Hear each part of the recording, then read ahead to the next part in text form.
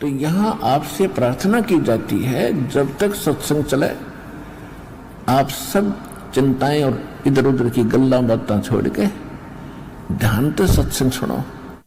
राम नाम रटते रहो, राम नाम रटते रहो, जब तक घट में प्राणे, कब हो तो दीन दयाल के हे बनक पड़ेगी कान। अब परमात्मा की भक्ति में आगे बढ़ने के कुछ फार्मूले हैं जिससे आप स्थिर रहोगे। इन फार्मूलों को, इन पॉइंट्स को आपने याद रखना पड़ेगा। जैसे कुछ भक्त आते हैं,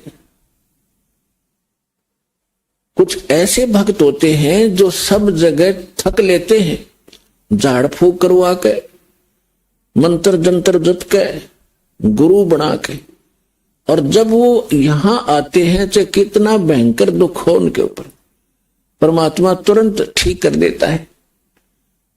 अब उनकी तो फिर परमात्मा की रजा होगी, उन कोई और ठिकाना नहीं रहा, भगवान से अतिरिक्त कुछ जगह दिखाई नहीं देती। मालिक को सब पता है, अंतर्यामी है वो परमात्मा।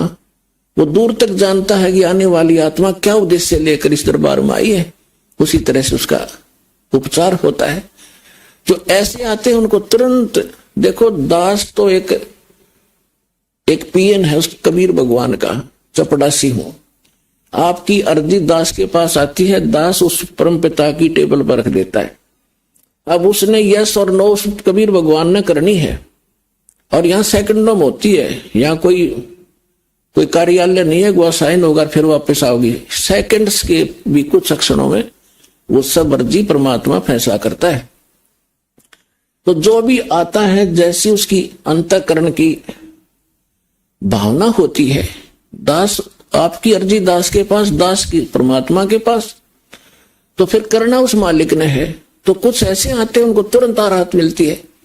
मालिक को पता कि अब ये कहीं नहीं जाएंगे मेरे बच्चे, सब जगह थक लिए धक्के खा के। कुछ ऐसे आते हैं, हमारे भक्त कहते हैं चलो वहां जाते ठीक हो जाओगे, चलो वहां जाते ठीक हो जाओगे। अब वो आ जाते हैं, दुखी तो आना ही होता है, लेकिन वो उद्देश्य कुछ और रखते हैं कि ठीक है चलते हैं, ठीक हो गया तो ठीक है, नहीं तो नहीं। तो ऐसे नहीं बनती बात है। तो इसलिए दास सबसे पहले आपसे कहता है कि किसी को भी आप प्रेरित करो, अच्छी बात है, क्योंकि भूले को राह दिखाना एक परम कर्तव्य बनता सभ्य नागरिक का। तो ये सब भूले पड़े हैं, लेकिन उनको पहले ज्ञान समझाओ, उनको पुस्तक दो ज्ञान गंगा। और ये ज्ञान गंगा पुस्तक जो है, और भी कोई हमारी सीडी है बनाई हुई, या कोई भी परमात्मा का लिटरेचर जो इस दास के सत्संगों से बना है, उनको उनको दो पढ़ने के लिए। और ये एक ऐसा ज्ञान है परमात्मा का, कबीर साहब कहते और ज्ञान सब ज्ञानड़ी, और कबीर ज्ञान सो ज्ञान, और जैसे गोला तोब का करता चले महता। तो पहले उनको ज्ञान से समझाओ, फिर वो ज्ञान से परिपूर्ण होकर फिर यहां आएंगे। जब तक ज्ञान से परिपूर्ण होकर यहां नहीं आएंगे तो वो फिर डगमग हो जाएंगे। परमात्मा इस चीज को लाइक नहीं करते कि ये डले थे, पहले ढो ही रहे थे, 36 जगह भटक लिए, नकली गुरुओं के पास धक्के खा लिए, जीवन नाश कर दिया इन्होंने। तो अब अपने परमात्मा को पहचान कर फिर यहां लगे। तो इसमें क्या होता है कि फिर दूसरा इसका कारण ये होता है, जैसे किसी डॉक्टर के पास रोगी जाते हैं, एक ही जैसा रोग होता है, एक व्यक्ति को तो 2-3 खुराकों में राहत मिल जाती है, और दूसरे को 3 महीने गोलियां खाने का निर्देश दिया जाता है डॉक्टर के द्वारा। तो उसके रोग में अंतर है। वो यूं सोचा इसका तो 2 खुराक में ठीक कर दिया, मैंने 3 महीने खानी पड़ेगी, मैं तो नहीं खाने का, तो ना खाने का तो मर जाने का, और क्या इलाज है। अब उसका रोग इतना गहरा नहीं था, जो जल्दी समय पर आ गया तो ठीक हो गया, और उसने वो 3 महीने खानी पड़ेंगी और ठीक होगा, क्योंकि टेबलेट वो कारगर है। तो पुण्यात्माओं, इस संसार में 21 ब्रह्मांड में दास के अतिरिक्त कोई संत नहीं, और कबीर साहब के अतिरिक्त कोई भगवान नहीं। और जो समाधान दास देता है उससे सारे काम ठीक होंगे आपके। आपके संसारिक सुख, शारीरिक रोग सब दूर होंगे, संसारिक सुख प्राप्त होंगे, संसारिक दुख, मानसिक दुख, भूत प्रेत की बाधा, पितृ बाधा, चाहे किस टाइम भयंकर हो, किसी प्रकार की, चाहे घाल तक डाल रखी हो, चाहे चौकी तक छोड़ रखी हो, यहाँ 1 सेकंड का काम है भगवान का। हम झड़े दुपटे नहीं लाते, परमात्मा के उस शब्द में इतनी ताकत है, जो मंत्र हम देते हैं अपने आप सब भाग जाते हैं।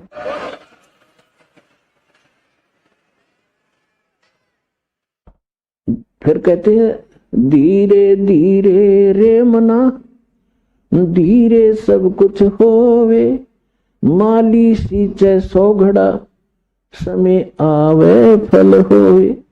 अब ये फार्मूले आपने याद रखने इस मार्ग पर कि धीरे धीरे रे मना, धीरे सब कुछ हो। आप बच्चे को स्कूल में भेजते हो प्रथम कक्षा में, और फिर उसको परिपूर्ण ज्ञान प्राप्त कराने के लिए, रोजी रोटी के योग्य बनाने के लिए 20 वर्ष तक, 15 वर्ष तक फ्री छोड़ देते हो।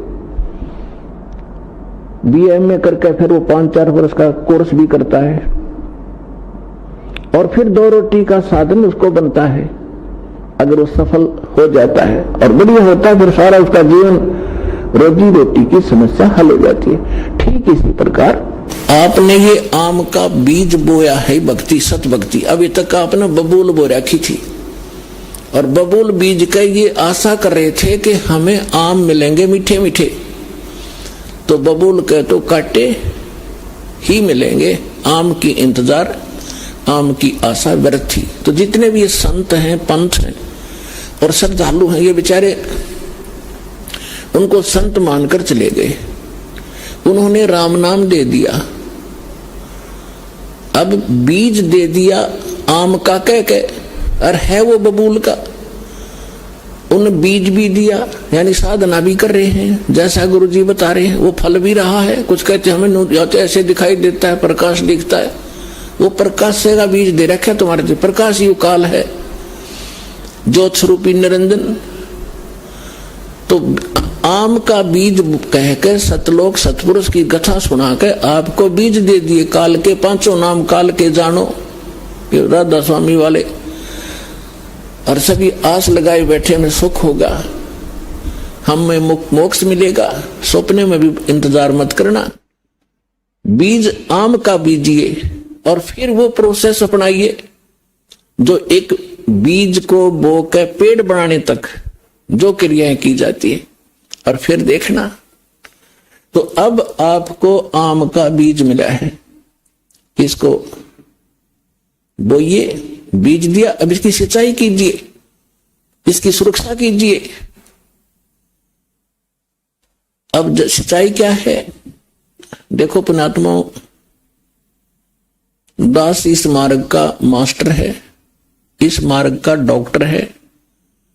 आप सभी विद्यार्थी हो, दूसरे शब्दों में आप जन्म मरण के रोगी हो।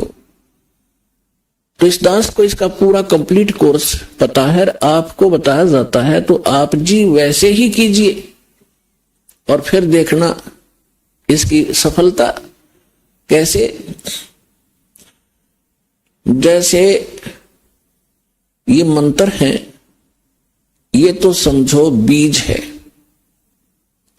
ये मंत्र जाप कर आपको दिए जाते हैं, ये तो समझो बीज है, बो दिया आपके अंतःकरण में, वचन की शक्ति तय प्रवेश कर दिया। अब इसकी सिंचाई करनी है, इसमें खाद पानी डालना है।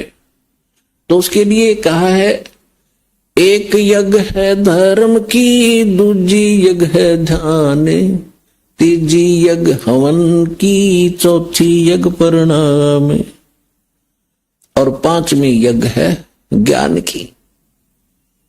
तो आप जी ने ये बीज बोने के उपरांत, जैसे खेत में किसान गेहूं बीज देता है, तो गेहूं बीज देने मात्र से सफलता नहीं होगी, उसमें खाद भी, पानी भी, उसकी सुरक्षा भी समय अनुसार देनी पड़ेगी, और उसमें घास फूस उग जाता है, उसको निकालना भी प्रॉपर पड़ेगा,